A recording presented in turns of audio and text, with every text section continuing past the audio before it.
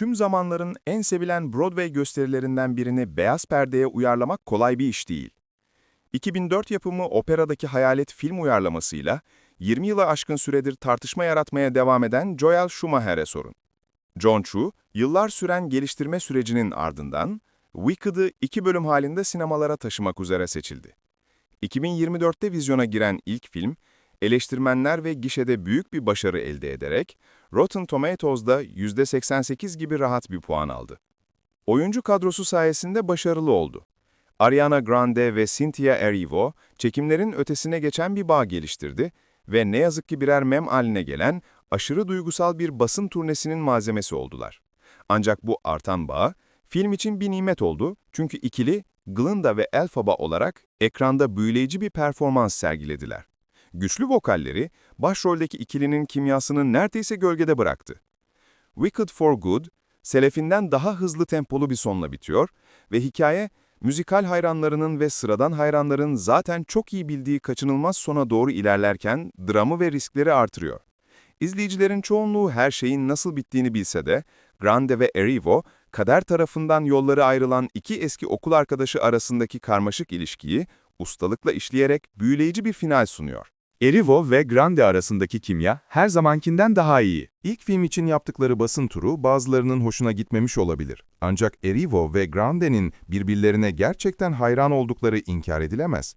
Bu ilk filmde de açıkça görülse de hikayenin doğası gereği ilişkileri o zamanlar daha az gergindi. 2024 yapımı film, Glinda ve Elphaba'nın ilk günlerini, tanışmalarından düşmandan dosta dönüşmelerine ve aralarındaki sağlam bağa kadar takip ediyor ve Elphaba'nın sahtekar büyücüye karşı koymak için Glinda ve Shiz ekibinden ayrılmaya karar vermesiyle son buluyor. Wicked for Good'da, müzikalin ikinci perdesini takip eden filmde, duygusal gerilim her açıdan tırmanıyor. Elphaba artık avlanan bir kanun kaçağı ve Glinda, gerçek bir gücü olmayan, rahatsız edici bir siyasi figür pozisyonunu üstleniyor. Yeni film, karakterleri daha karmaşık hale geldikçe Grande ve Erivo'ya parlamaları için daha fazla fırsat sunuyor. Özellikle Grande çok daha fazla ilgi görüyor ve Glinda zaman zaman Elphaba'dan bile daha belirgin bir karakter gibi hissettiriyor. Grande'nin Broadway kökenleri burada tam anlamıyla sergileniyor ve birçok unutulmaz an sunuyor. Daha da etkileyici olanı, Glinda'nın çatışmasını nasıl canlandırdığı. Biraz tekrarlayıcı hissettirmeye başlıyor. Glinda'nın istediği her şeyi elde ettiği halde hala içi boş hissettiğini düşünüp durduğu kaç sahneye gerçekten ihtiyacımız var ki? Bu bağlamda film için yeni yazılan orijinal şarkılardan biri olan ve orijinal gösteride yer almayan The Girl in the Bubble neredeyse tamamen gereksiz görünüyor. Film, Glinda'nın iç mücadelesini ara sıra ayrıntılı bir şekilde ele alsa da, Grande iki film boyunca iyi cadıyı mükemmel bir şekilde işliyor ve her sahnede derin bir duygu yoğunluğu sunuyor ve Glinda'nın en kötü hatalarını bile anlaşılır kılıyor.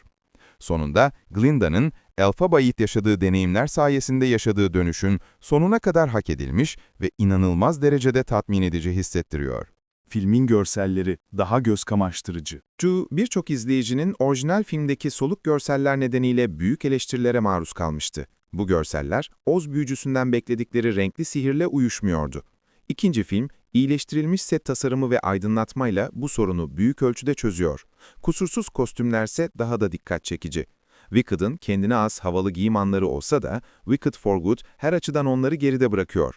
Fiero'nun keskin yeşil büyücü muhafızları kaptanı kıyafetinden, Elphaba'nın kaçamak kıyafetlerini ve Glinda'nın ışıltılı pembe pamuk çeker bulutu elbiselerinden oluşan sonsuz koleksiyonuna kadar herkes harika görünüyor. Bu da filmi görsel bir şölene dönüştürüyor ve mümkün olan en büyük ekranda izlenmeyi hak ediyor. Elphaba'nın sonu, Glinda'nınki kadar tatmin edici değil. Erivo'nun yeteneği inkar edilemez. 2024 yapımı film için muhteşem bir şekilde sahnelenip seslendirilen, müzikalin birinci perdesini sonlandıran ve göz kamaştıran Defying Gravity şarkısını kim unutabilir ki?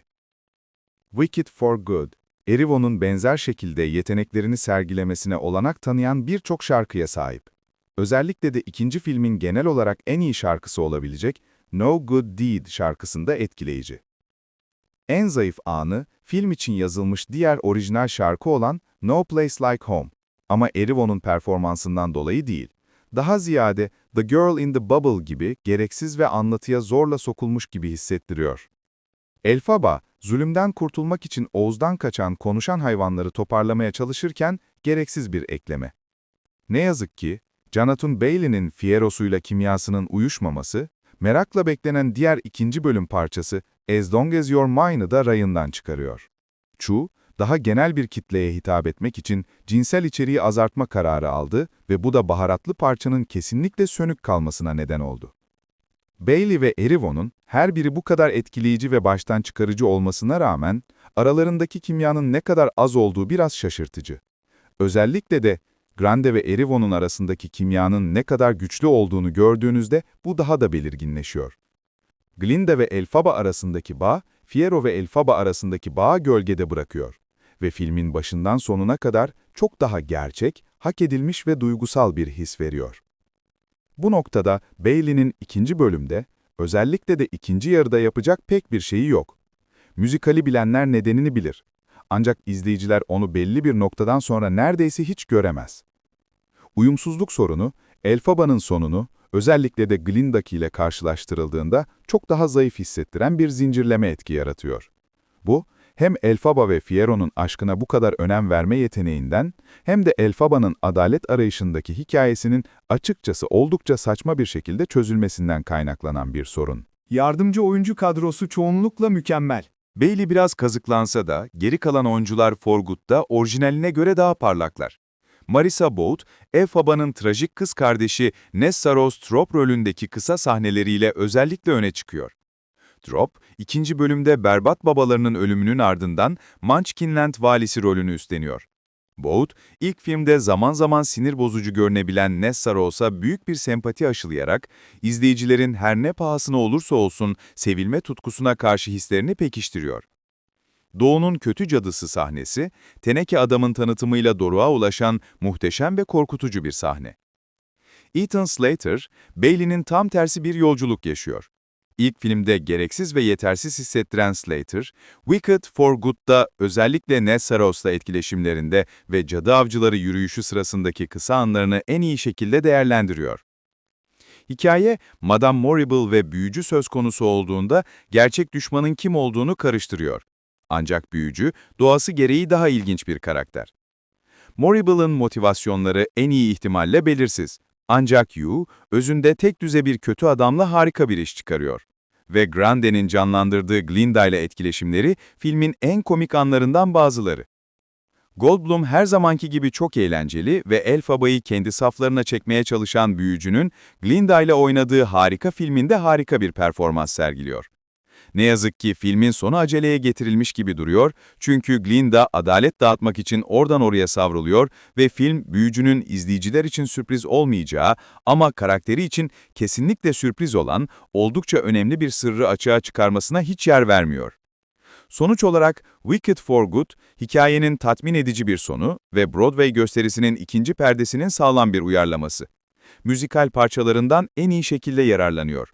Özellikle de şarkı listesi gösteriyi hiç izlememiş olanların bile kolaylıkla anlayabileceği şekilde birinci perdenin ötesine geçen iki şarkı olan Popular ve Defying Gravity kadar yaygın olmadığı için.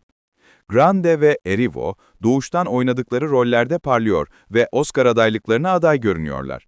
Bu da Wicked filmlerinin Broadway uyarlamalarının en üst sıralarına yerleştiriyor. Wicked for Good, 21 Kasım'da sinemalarda.